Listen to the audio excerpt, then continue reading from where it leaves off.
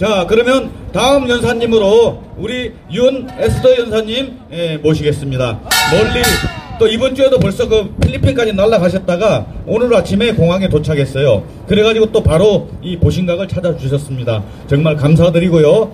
그 다음에 그 신학대학원 진학금도 마무리 잘 되셔서 좋은 소식 기다리겠습니다. 자, 어서 올라오십시오.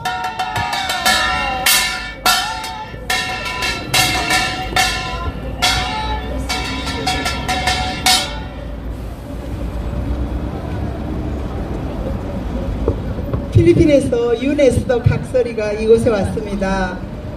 각설이 타령 여러분 아시죠? 함께 한번 불러주시면 너무 감사하겠습니다.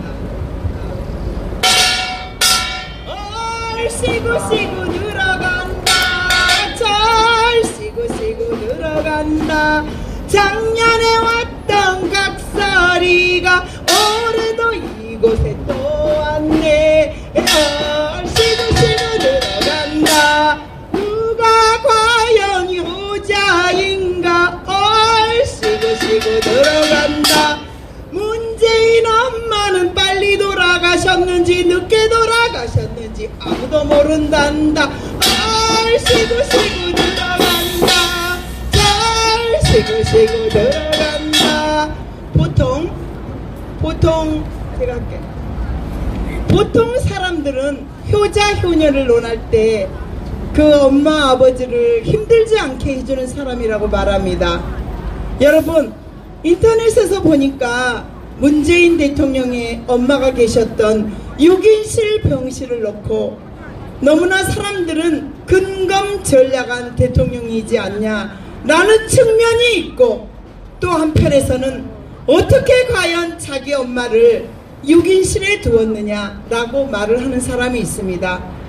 저희 엄마도 갑자기 병이 악화되어서 어느 날 갑자기 쓰러졌던 사람입니다.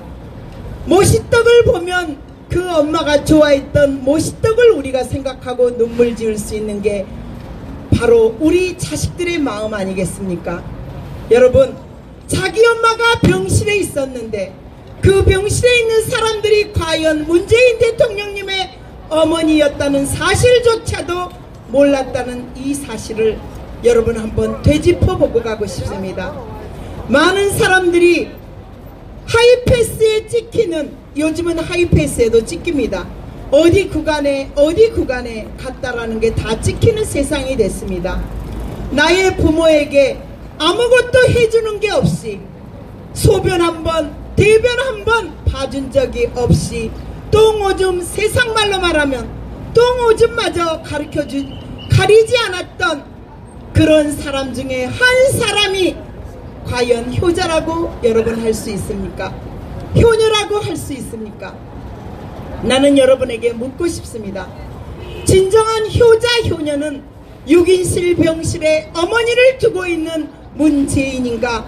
아니면은 어머니 아버지를 부르고 싶어도 부를 수 없이 저 세상에 있는 박정희 유경수 여사의 따님이신 박근혜 대통령님이가 나는 한번 생각해 봅니다.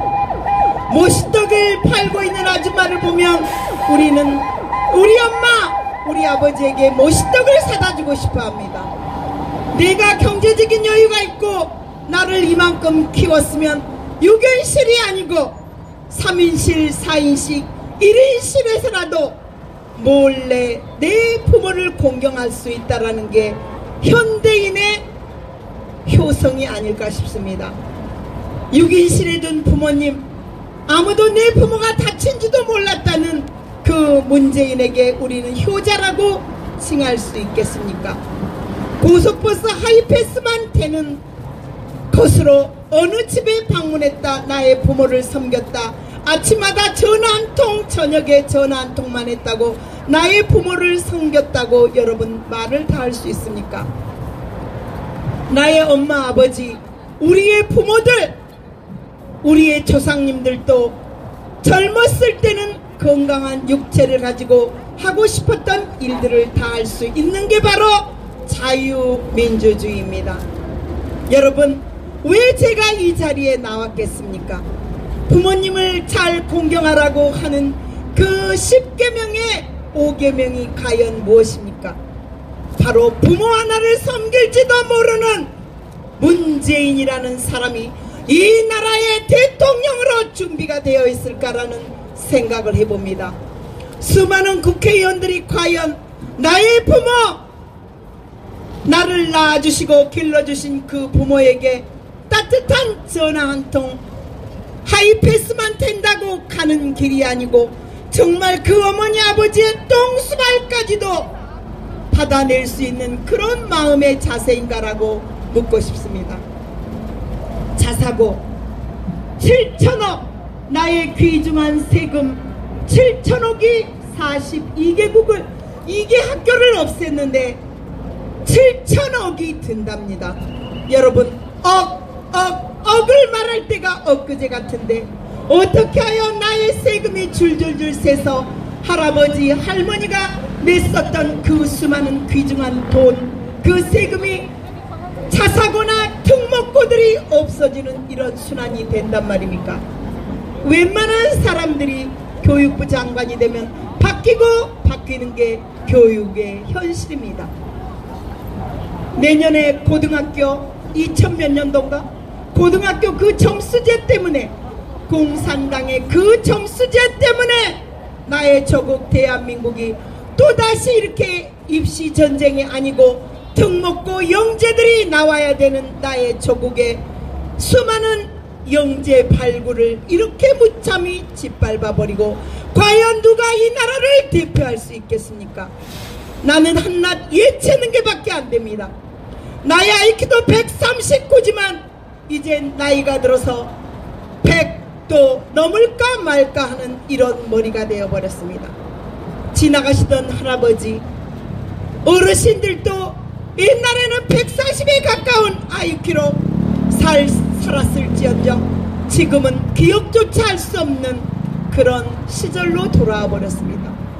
그래도 한 가지 자랑거리가 있다면 나의 자식이 잘됐노라고, 나의 자식이 효자라고 부르짖을 수 있고, 나의 자식이 무슨 학교를 나왔고, 나의 자식이 특목고 자사고를 나왔다라는 그런 내 자식 자랑이 여러 어르신들의 희망이라고 나는 생각합니다.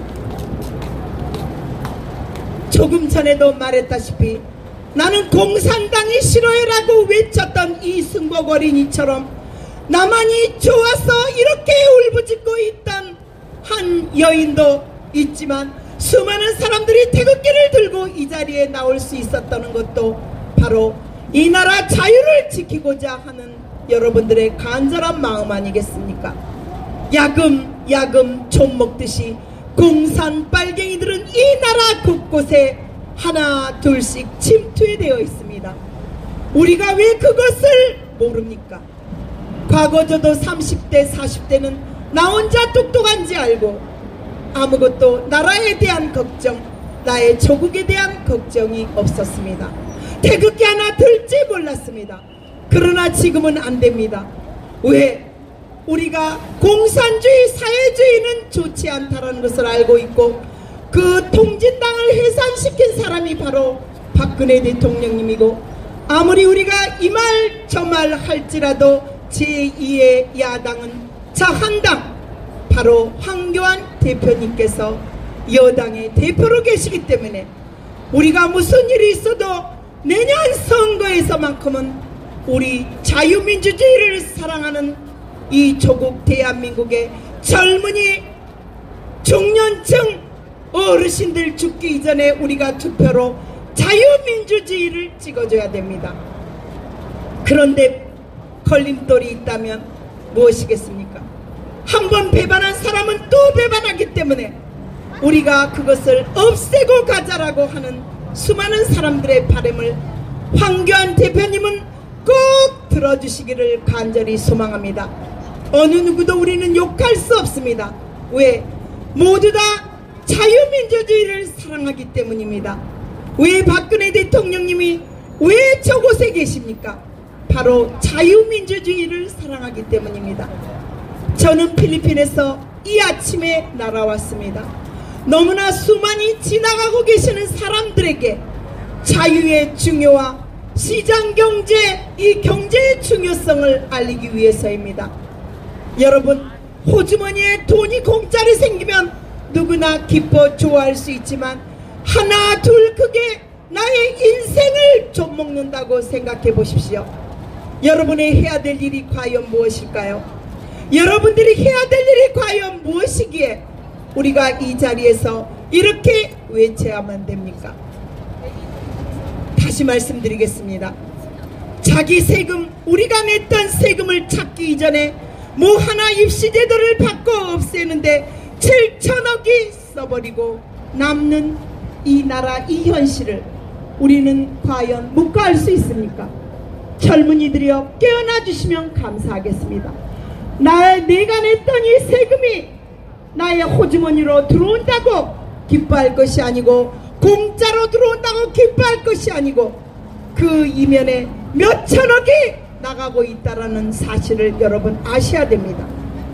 그리고 6인실 병실에서 나의 부모가 대통령이, 나의 자식이 대통령이었다고, 나의 부모가 무슨 여사였다고 말하기 이전에 우리는 진정한 효자 효녀가 무엇인지, 10계명이 말하는 부모를 공경하라가 과연 무엇인지 여러분 알아주셨으면 좋겠습니다. 수많은 곳에 왜 각설이 패들이 없겠습니까? 작년에 왔던 각설이가 또 깡통 하나 차고 여기저기서 총 많은 나의 조국 대한민국의 민심들에게 하나 둘 밥을 얻어먹었던 그 각설이들이 정말 많습니다. 여러분, 장터 외에는 각설이를 본 적이 없습니다. 얼씨구 좋다, 절씨구 들어간다. 여러분, 수많은 사람들이 외치며 이곳저곳을 다녔던 자유민주주의,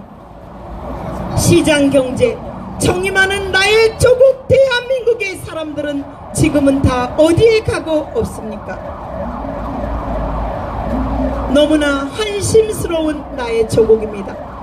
다시 박근혜 대통령님이 이 자리에 서서 보신각에 서지 않더라도 대한민국의 자유를 찾는 선봉주자의 잔다르크처럼 다시 설 수 있다면 지나가는 박수치는 이 어르신의 기쁨은 배가 될 것입니다. 앉아 계시는 지나가던 어르신들, 태극기 흔들어주는 어르신도 박근혜 대통령님이 나오시는 그날 우리는 이 역사를 바로 쓰는 이날 기쁨의 함성을 함께 울리고 싶습니다. 여러분, 감사합니다. 유네스코가 해줄 수 있는 말은 딱 3가지입니다. 첫 번째, 진정으로 나의 부모를 공경했던 사람은 문재인이 아니고 바로 박근혜 대통령님이셨습니다. 여러분, 맞지 않습니까? 두 번째, 나의 세금이 줄줄줄 몇 천억이 새고 있을 때 우리 깨어있는 사람들마저도 앞으로는 다시는 그런 일이 생기지 않도록 열심히 챙겨야 됩니다. 태극기를 흔들고 우리의 목소리를 내야 됩니다. 감사합니다. 고맙습니다. 유네스터였습니다.